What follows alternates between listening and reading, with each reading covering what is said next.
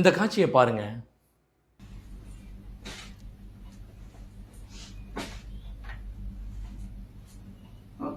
تلبس لي المعفنين الوسخين وتركت لي الجداد بالكيس.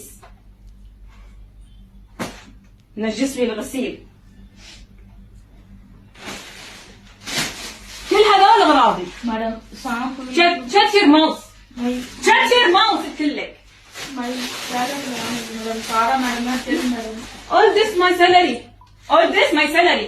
You are my salary. My and the sample so far my salary madam. Shut your mouth. الصورة في ايدك. شوف. الصورة في ايدك. امم لا بعيد. هتحط لك اياهم لحالك. This only this. لا حطيها على الارض، حطيها على الارض. لا لا حط ايدي. عشان. You took this, right? Right or wrong? Right? Baba, தப்புதான் பாபா, என்ன மன்னிச்சிடுங்க Baba. Sorry madam Baba, என்ன மன்னிச்சிடுங்க என்ன மன்னிச்சிடுங்க Baba, sorry Baba. இந்த செய்தி குவைத்தில் நடந்ததாக வந்து இப்போ பரவிக்கிட்டு இருக்கு. பரவலாக வந்து இப்போ தான் அந்த ஒரு செய்தியை பார்த்தேன்.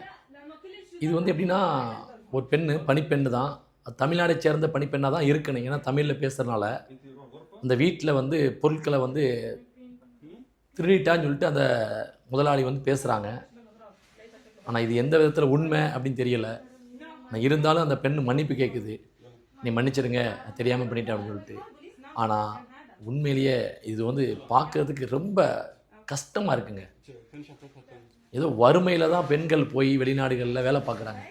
வீட்டு வேலையெல்லாம் வந்து பார்த்திங்கன்னா, அதாவது வசதி இல்லாத பெண்கள், வருமானத்துக்காக பிள்ளைய படிக்க வைக்கணும், புருஷன் இல்லாமல் தாய் தகப்பன் டார்ச்சர் தாங்க முடியாமல் ரொம்ப கஷ்டப்பட்டு தான் இந்த பணிப்பெண்கள்லாம் வராங்க.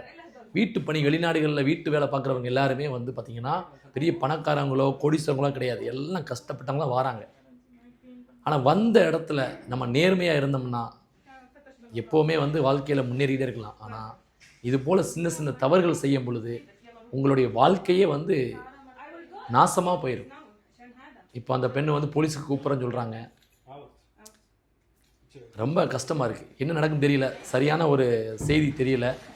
இப்பொழுது தற்போது இந்த நியூஸ் தான் கிடச்சிருக்கு. ஆனால் இது போன்ற விஷயங்களில் வந்து யாரும் ஈடுபடாதீங்கன்னு சொல்கிறதுக்காக இந்த பதிவு இல்லை. இது போல் நடக்கக்கூடாது, அவ்வளோதான். ஏன்னா எல்லாருமே நல்லவங்க தான் இருப்பாங்க. ஒரு சில பேர் தான் இந்த மாதிரி விஷயங்களில் ஈடுபடுறாங்க. அது உண்மையா பொய்யான்னு சொல்லிட்டு இறைவனுக்கு தெரியும். ஆனால் அந்த பெண் மன்னிப்பு கேட்குறதுனால அது செஞ்சுருக்கலாம். ஆனால் இது போன்ற நிகழ்ச்சிகள் நடக்காமல் இருக்கிறதுக்கு நடக்கக்கூடாது. அதுக்காக நம்ம பிரார்த்தனை பண்ணுவோம்.